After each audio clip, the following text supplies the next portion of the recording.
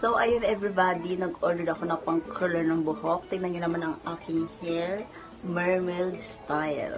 Diba? Tingnan nyo siya, ang ganda niya. Meron siyang 2 colors, violet and pink. So, ang in-order ko is pink para maganda sa mga babaeng katulad natin, fresh. Ganyan siya.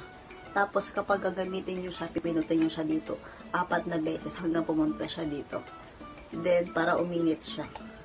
Tapos, i-flex natin ganito siya, ma'am, siyang paghawak, ganyan. Hanggang dire-diretso natin siyang maging ganyan. Maging kulot na ganyan. O, diba?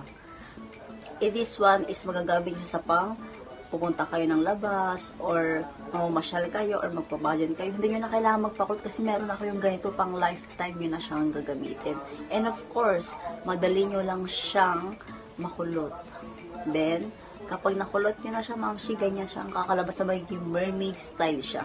So, ano pang hinihintay nyo? Mag-check out na kayo ng pangkulot. Meron na kayong 2 ipit. 2 ipit na may suklay at may ganito. Set na siya mga mamshi. So, ayun guys, mag-check out na kayo sa Yellow Basket. Napakaganda nito. Super affordable. Thank you so much.